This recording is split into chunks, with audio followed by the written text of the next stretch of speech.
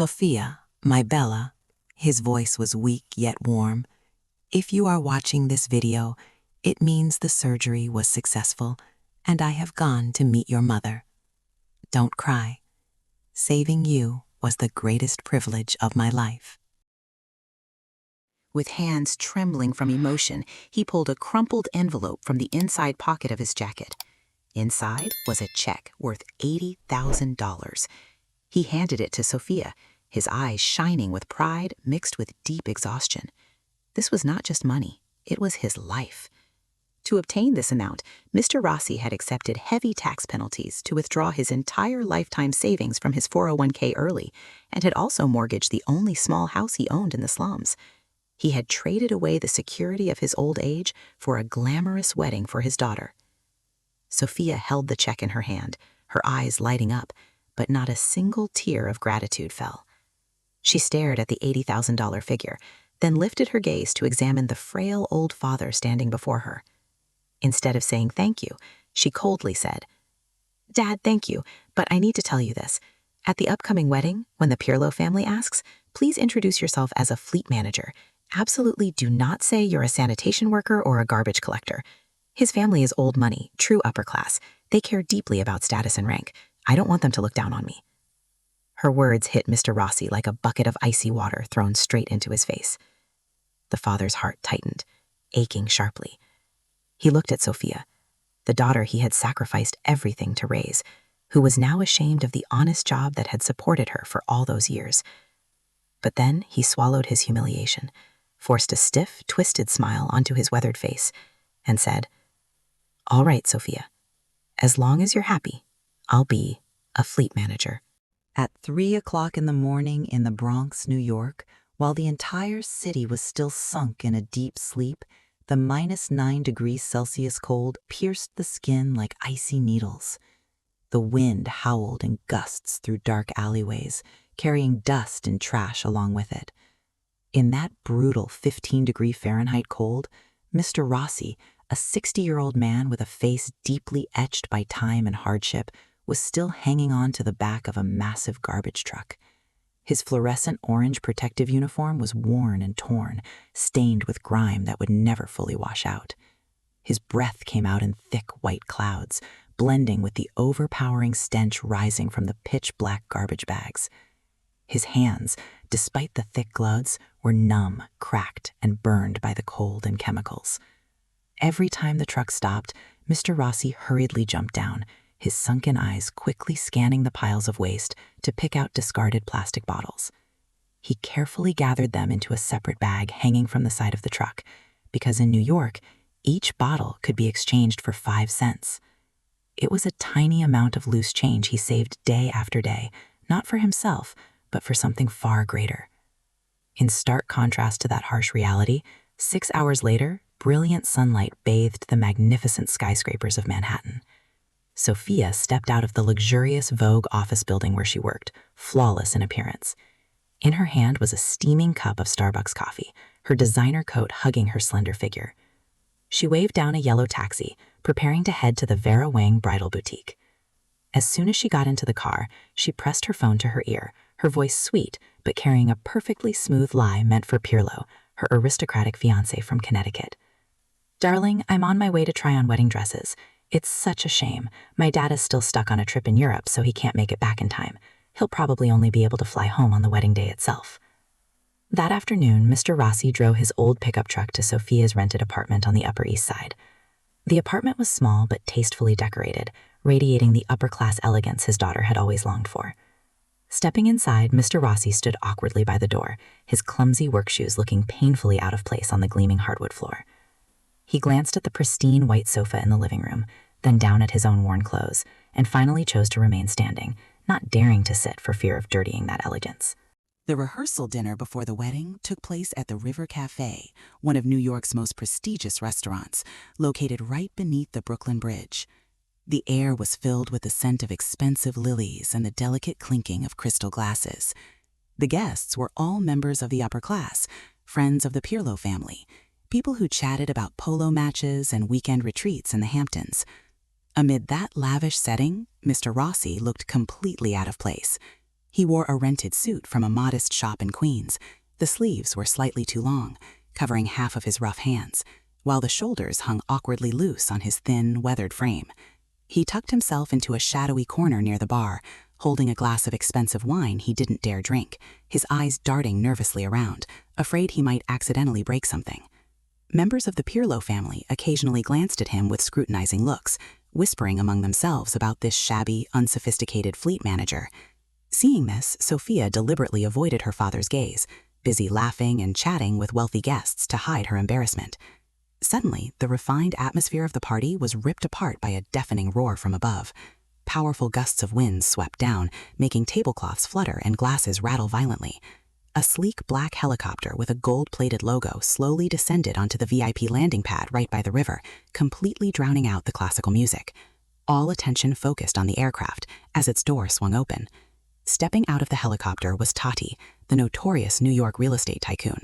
At 55, Totti radiated absolute power in a custom-tailored Italian suit, his hair slicked perfectly back, carrying the aura of a man who had never known the word failure. He strode into the banquet hall, followed by 2 towering bodyguards and a lawyer carrying a leather briefcase.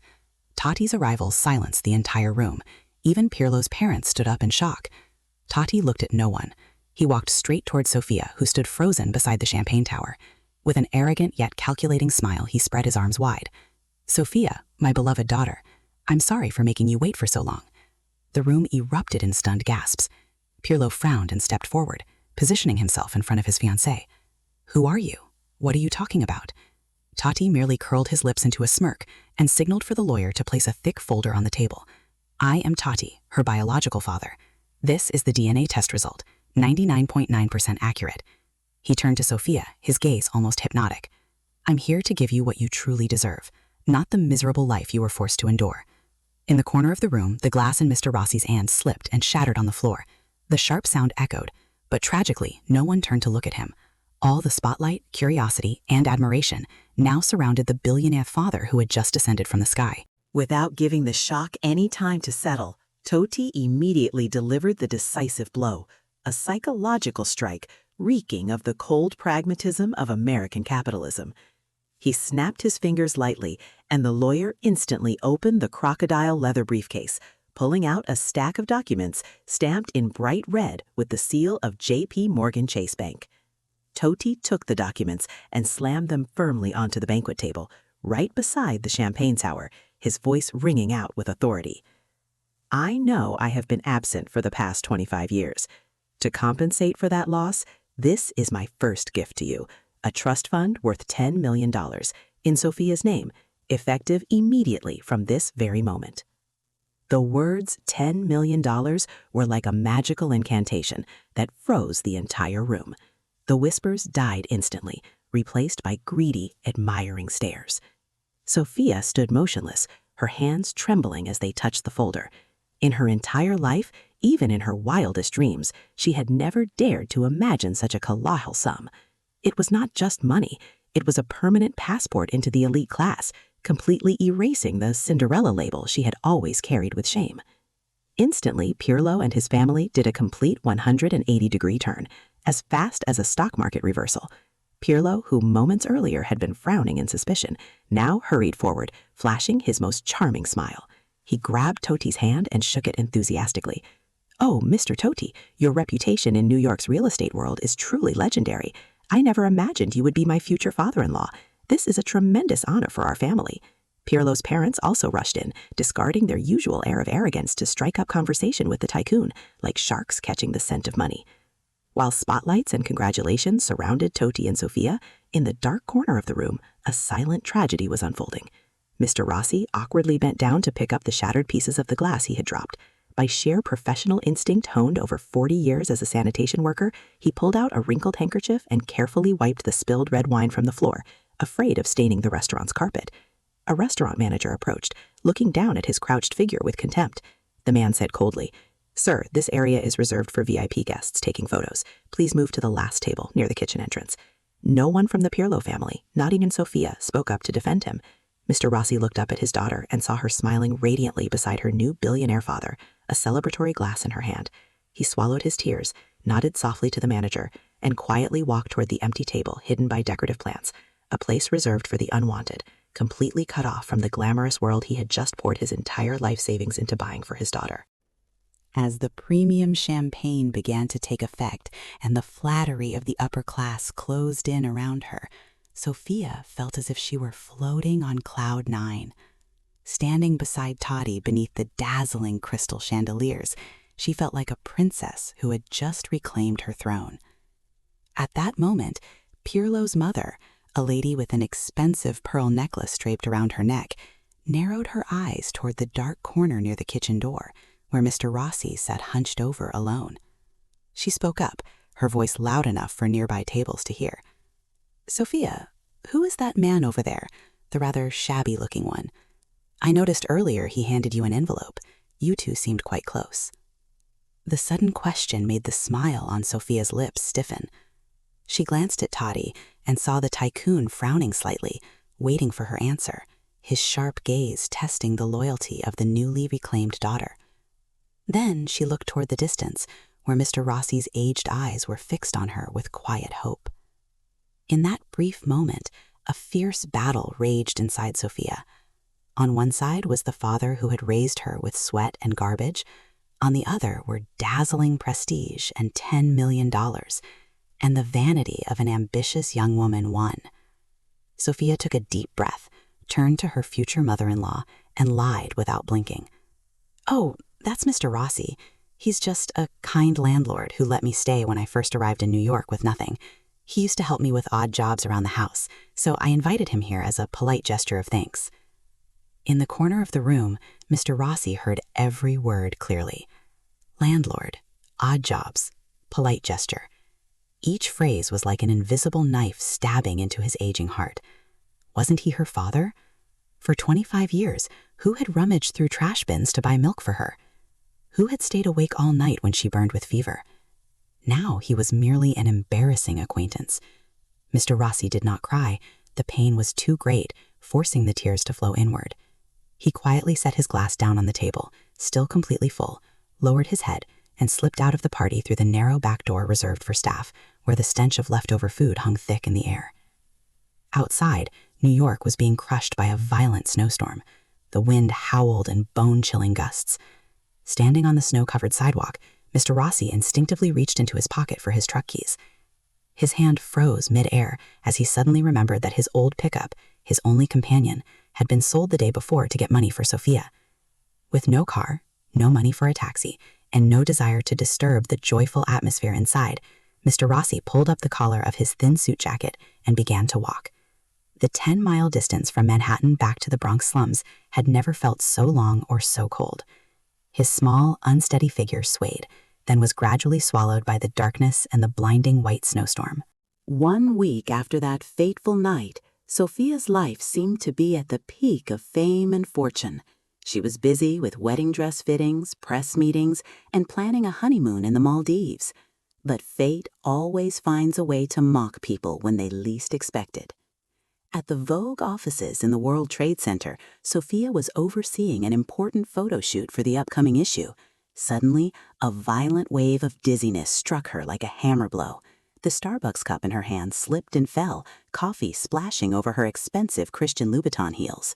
The world around her spun wildly. Her colleagues' voices became distant, distorted, and then faded away. Sophia collapsed onto the cold floor, unconscious. She was rushed to New York Presbyterian Hospital, one of the leading medical centers in the United States. There, the air was thick with disinfectant and the steady, chilling beep of heart monitors. Beep, beep. When Sophia regained consciousness, she found herself lying in the intensive care unit, tubes and wires tangled across her body. Standing beside her bed were Pirlo, his face filled with worry, and Totti, impatiently checking his watch. The head nephrologist entered the room with a grave expression, a thick medical file in his hands. He looked directly at Sophia and her family and delivered a thunderbolt of news. "Miss Sophia, we regret to inform you that your kidneys have completely failed. This is end-stage renal disease caused by a rare genetic complication that has suddenly manifested. Dialysis is only a temporary measure to keep you going." The room seemed to freeze. The doctor continued, emphasizing the severity of the situation, reflecting the harsh reality of American healthcare. "The more serious issue is that you have an extremely rare blood type, ORH negative. The chances of finding a compatible donor in the National Organ Registry are almost zero at this time. The current waiting list is 5 to 7 years long. With your cardiovascular system rapidly deteriorating due to blood toxicity, you need a compatible kidney transplant within the next 48 hours, or your heart will stop. 48 hours. The number hovered over Sophia like a death sentence. Just yesterday, she had been the heiress to $10 million, preparing to walk down the aisle. Today, she was merely a patient counting down her life second by second. And cruelly, all of Totti's money could not buy time, nor summon a suitable kidney out of thin air. Amid the despair blanketing the hospital room, the head physician returned with a fragile yet dazzling glimmer of hope. Holding the genetic test results in his hand, his voice grew more animated. A miracle has appeared. Mr. Totti, the HLA antigen comparison shows a compatibility rate of up to 99% between you and the patient. As her biological father, your body is the only and safest key to saving Sophia's life right now. We need to prepare for surgery immediately. Sophia's eyes lit up with fierce hope. She struggled to extend her weak arm, covered in needle marks, towards Totti, sobbing softly through tears. Dad, please save me. You're my only hope now. Pirlo, standing beside her, also breathed a sigh of relief, looking at Totti expectantly, waiting for the noble nod of a great father. But completely contrary to everyone's expectations, Totti did not rush forward to take his daughter's hand. He stepped back instead, adjusted the lapel of his expensive suit, his face hardening with calculation. The silence stretched into a suffocating 10 seconds before the real estate tycoon finally spoke, his tone cold, as if negotiating a losing deal. Wait a moment, doctor. Who said I agreed to donate my kidney? The words stunned the entire room. Totti continued, his voice clear and ruthless, steeped in the pragmatic mindset of a cold-blooded capitalist. Listen, I love my daughter, but I also love my business empire. I'm 55 years old, preparing for a $2 billion merger next week. My health is an asset of the shareholders of the corporation. A major organ removal surgery would leave me bedridden for months. Stocks would plunge, competitors would swallow the company. He turned to look at Sophia, his eyes devoid of warmth. How much is a kidney worth? $50,000? $100,000? I'll spend $2 million, even $5 million to hire investigators, turn all of America upside down, even go to the international black market to buy another kidney for you. But my kidney is off the table. This body is worth billions. I cannot risk cutting myself open. Sophia was frozen in shock. She realized that, in the eyes of this billionaire father, her life was merely a number on a balance sheet, and it was worth far less than his economic interests. Totti brushed off his sleeves and turned away, walking out of the hospital room to take a business call, abandoning his biological daughter, lying there barely clinging to life, her heart shattered and her time draining away minute by minute. While Totti coldly turned his back to protect his business empire, news of Sophia's critical condition somehow reached Mr. Rossi. Perhaps it was the intuition of a father who had never stopped watching over his child.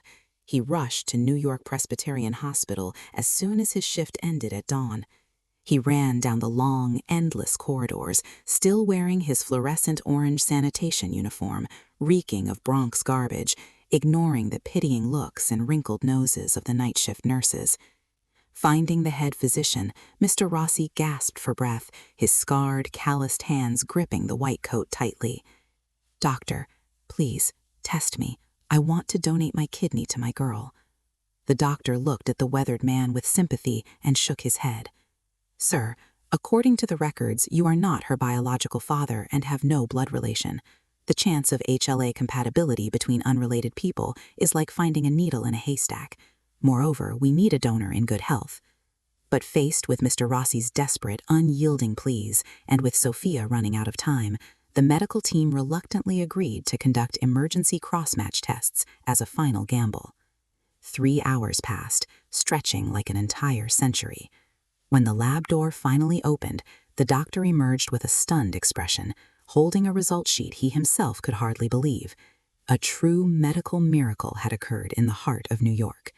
Mr. Rossi's biological markers matched Sophia's in an uncanny way, aligned down to individual HLA antigens, a 1 in a million probability for people believed to share no bloodline.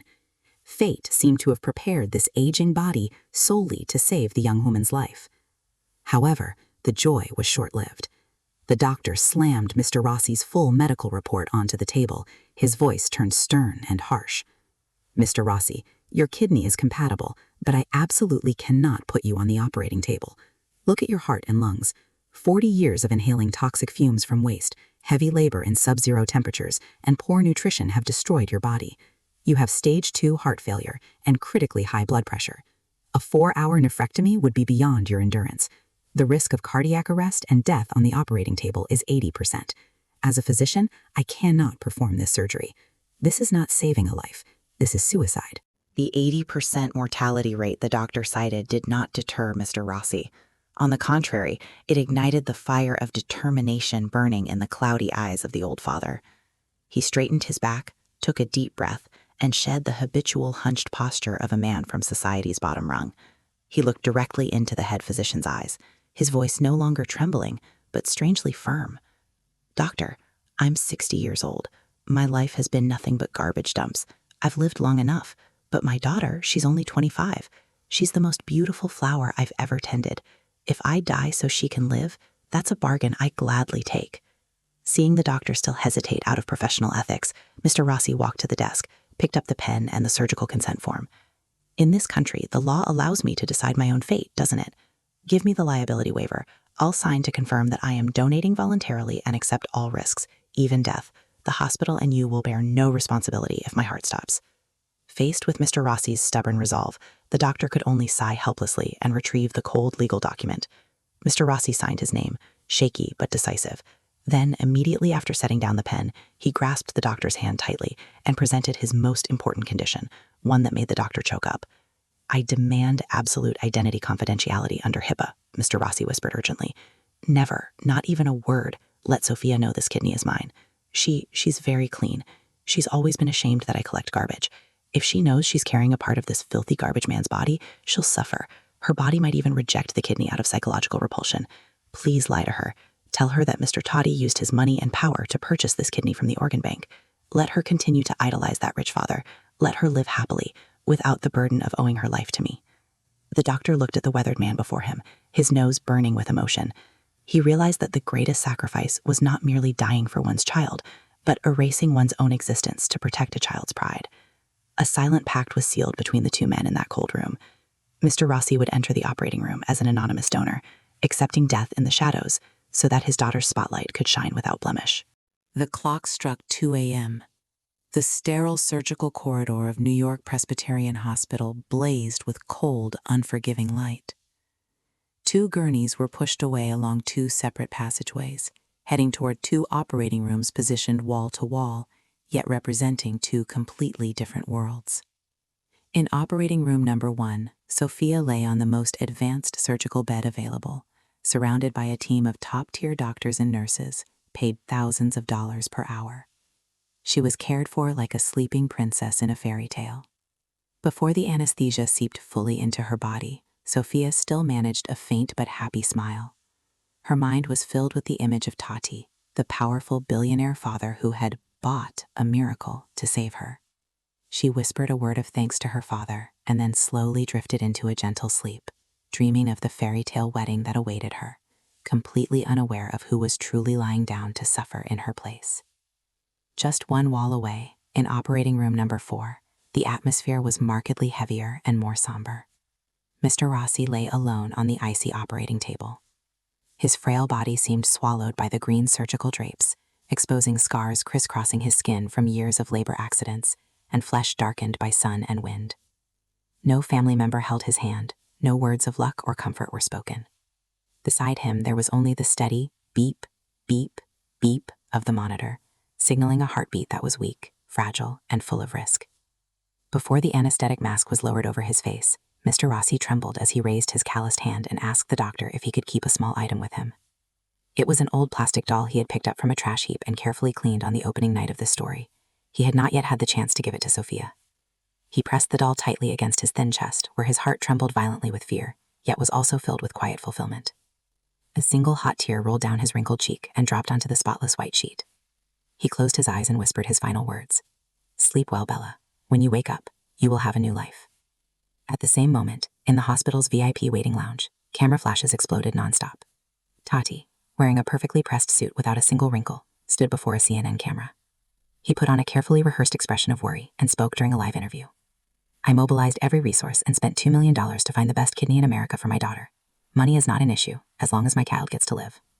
The glittering hypocrisy of the credit thief played out on the television screen in the waiting room, in brutal contrast to the razor-sharp scalpel that had just begun to carve a long incision across the aged body of a garbage collector father on the floor above. The kidney transplant surgery was a resounding success, a miracle the doctors at Presbyterian Hospital called a perfect match. 24 hours later, Sophia awoke in a presidential suite hospital room with a sweeping view of the Manhattan skyline. The spacious room overflowed with imported white orchids and expensive gift baskets sent by Pirlo's business partners to offer their congratulations. The loud dialysis machines were gone. The nausea and exhaustion had vanished, and Sophia felt a strange yet powerful new vitality surging rapidly through her veins. The new kidney inside her body functioned extraordinarily well, filtering out toxins and restoring a healthy flush to her once pale cheeks. She placed her hand over the bandage on her left side, feeling the warm, steady pulse of life, silently thanking the $1 million gift she believed her biological father's financial power had secured. In Sophia's naive and pragmatic thinking, this had to be the kidney of some strong young donor purchased with an enormous amount of money, one worthy of her status. The door swung open and Totti entered with the bearing of a victorious king. He wore a brand new suit and walked briskly, showing not the slightest sign of fatigue or pain, something that should have been present in a man who had just undergone an organ donation surgery. But intoxicated by happiness, Sophia completely overlooked this illogical detail. Totti spread his arms wide and smiled triumphantly. "Well, my beloved daughter, I told you I would take care of everything. My connections found the best anonymous compatible kidney source in America within just a few hours. Money may not buy happiness, but it buys life." Sophia burst into tears. She struggled to sit up and threw her arms around Totti, burying her face into his suit jacket, rich with the scent of money. "Thank you, Dad. You are the greatest hero in my life. I'm sorry for ever doubting you." In that moment, Totti became a living saint in her eyes, erasing all of his past cruelty. Standing beside them, Pirlo quickly popped open a bottle of Dom Perignon champagne to celebrate, the sharp pop echoing like fireworks. The entire room filled with laughter and praise for the greatness of the Totti family name. No one mentioned the name Rossi. In Sophia's mind, the garbage collector foster father had become a blurred memory, a poor and shameful past she wanted to shed. She had no idea that it was the very blood of the trash man she despised that was sustaining every cell in her body. While she indulged in rebirth wrapped in luxury, just 3 floors away, in a shadowed corner of the intensive care unit, the heart monitor beside Mr. Rossi began to scream with piercing alarms, signaling the final collapse of a heart that had exhausted itself through love. While the clinking of champagne glasses created crisp sounds of celebration on the floors above, deep in the basement-level intensive care unit, a silent and lonely battle came to its end. There were no flowers, no gifts, and absolutely no family members standing by. Only the shrill cry of Code Blue tore through the stillness of the night, signaling a sudden cardiac arrest. Mr. Rossi's aging body, already drained by 40 years of back-breaking labor at the bottom of society and a hidden heart condition, could no longer withstand the shock of a major surgery that removed part of itself. Although the doctors performed chest compressions and electric shocks for a full 30 minutes, the heart rhythm line on the monitor flattened into a straight line, emitting a long, endless beep, cold and merciless. The attending physician sighed, removed his mask, glanced at the wall clock, and spoke in a dry voice. Time of death, 3:45 a.m. Cause, cardiovascular collapse due to heart failure following organ donation surgery. The elderly nurse gently removed the tangled tubes and wires from his body. She pulled a white sheet over the weathered yet peaceful face of Mr. Rossi, covering eyes that had not fully closed, as if still reluctant to take their final look at life. While gathering the deceased man's belongings for transfer procedures, she found only a shabby plastic bag containing the few personal items he had left behind before entering the operating room. Inside the worn, peeling imitation leather wallet, there were no black credit cards or thick stacks of cash. There was only a single, neatly folded $2 bill, the lucky bill Americans often keep for protection, and a tiny photograph of Sophia as a child, grinning brightly, cut from an old newspaper. Clipped beside it was a handwritten will, scribbled on a torn notebook page, the handwriting shaky yet careful. I have no assets. This life insurance money of $50,000 is everything I have saved. I leave it all to my daughter Sophia. I wish you a life of peace. The nurse held the paper, her eyes filling with tears. She looked up at the ceiling, as if seeing through layers of reinforced concrete to the floor above, where the daughter was raising a glass to celebrate a counterfeit billionaire father. She shook her head bitterly and placed the will back on the chest of the deceased. In the cold room, heavy with the smell of antiseptic, Mr. Rossi lay there, lonely and forgotten, reduced to an unclaimed body, while his warm blood continued to flow silently, sustaining the heartbeat of the daughter who had denied him. On the day Sophia was discharged from the hospital, the New York sky was clear and blue, yet the air inside the VIP hospital room felt strangely suffocating. Sophia was packing her belongings, eagerly preparing to return to the penthouse to begin her new life. At that exact moment, the door burst open. It was not a nurse, but Chief Surgeon Evans who walked in, his face marked by restrained anger. He ignored Totti's polite social handshake and walked straight towards Sophia, placing an iPad on the table in front of her. "Miss Sophia, my professional conscience will not allow me to stay silent for even one more second," Dr. Evans said, his voice trembling with emotion. "You need to see this. This is the final message of the man who donated his kidney to you. He begged me to keep it a secret, but he has died, and I cannot allow this lie to continue." With shaking hands, Sophia pressed the play button. On the screen appeared Mr. Rossi, pale in his hospital gown, forcing a gentle smile toward the camera. "Sophia, my Bella," his voice was weak yet warm. "If you are watching this video, it means the surgery was successful, and I have gone to meet your mother. Don't cry. Saving you was the greatest privilege of my life. This kidney was not bought with money.